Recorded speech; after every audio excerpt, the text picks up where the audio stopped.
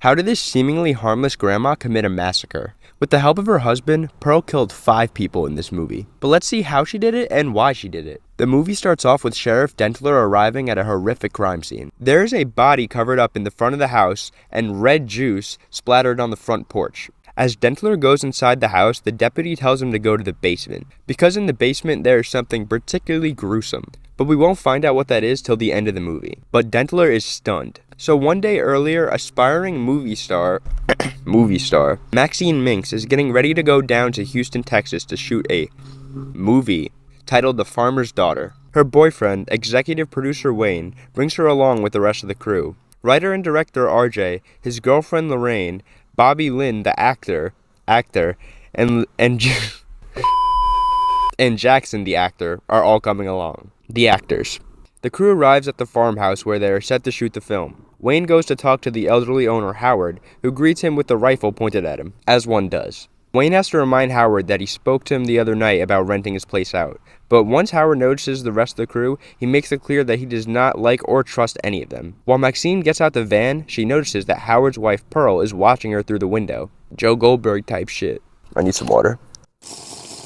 Before filming begins, Maxine meets Pearl, who appears to try to make a pass at her. Pearl talks about her age and how she and Howard have not been intimate for a while. After that, the crew gathers in the farmhouse where the first scene has Jackson and Bobby Lynn doing things.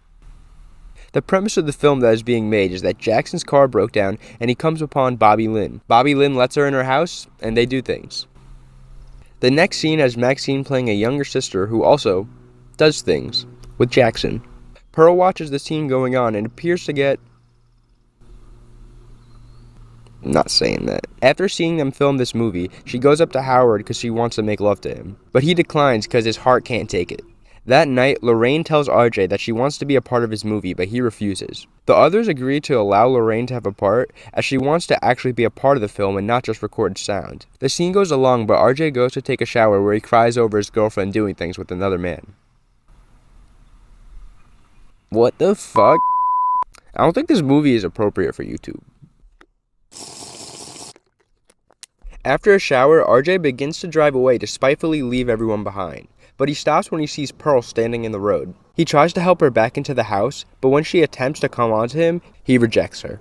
RJ continues to try to help, but Pearl jams him in the neck and repeatedly jams him until he's gone, spraying the headlights with red juice.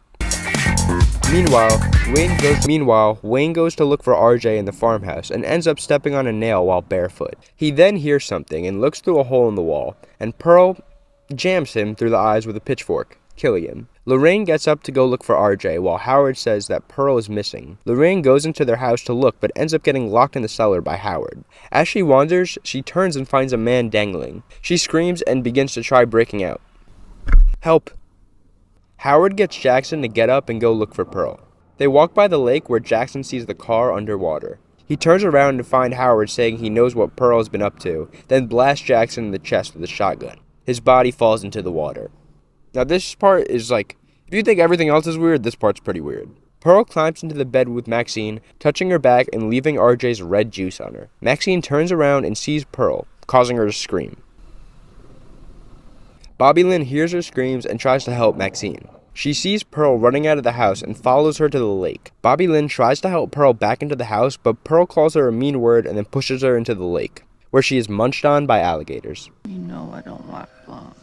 Lorraine then gets an axe and tries to break through the door to escape, but she is caught by Howard, who slams her finger with his own axe and then severs one of them. And that part's pretty nasty. That thing is dangling. Maxine hides in the couple's room under their bed when they come in. They talk about the murders, and Howard finally does things with Pearl.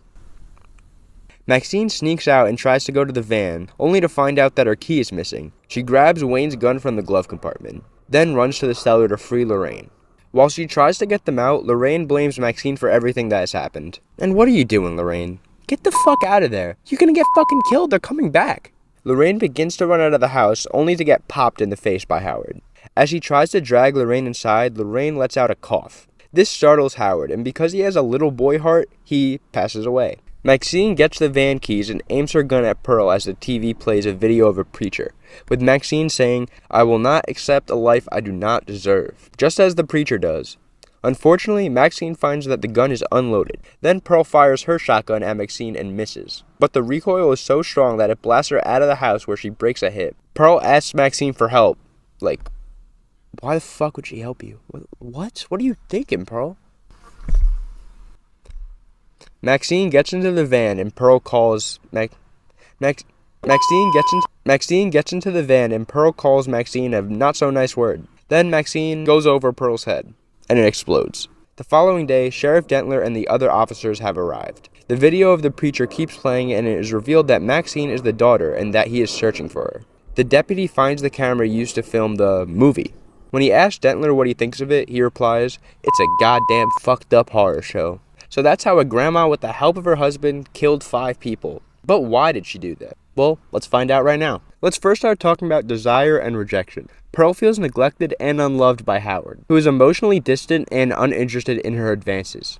This rejection fuels the second reason why she murders these people: isolation and desperation. Living in a remote location with not many people around makes Pearl feel extremely isolated. This isolation, combined with emotional trauma from the prequel, which I can do a video about if you guys would like, pushes her over the edge, which leads to our third reason: a psychological breakdown. As events unfold, Pearl is not in the best state of mind. Her actions become increasingly more erratic and more violent. She has a distorted sense of entitlement and needs to assert control over people perceived as a threat or people she's jealous of, which is the fourth and final reason why she commits these murders. She is jealous. Watching the scenes filmed by the group makes her extremely jealous. Knowing that Howard can't do these things anymore and to see other people enjoying physical and emotional connection, it gets to her. She craves it, but she can't have it. And she is particularly jealous of Maxine, because she sees a lot of her younger self in Maxine. And she is jealous that Maxine is chasing out her dream of fame that Pearl wanted so badly when she was younger. So yeah, desire and rejection, isolation and desperation, a psychological breakdown, and jealousy all played a part in Pearl's massacre. So that's all for the video, guys. Hope you enjoyed the summary and the breakdown of Pearl as a character. If you like this video, you can watch my most recent video, Shocking Alien Encounters, right here.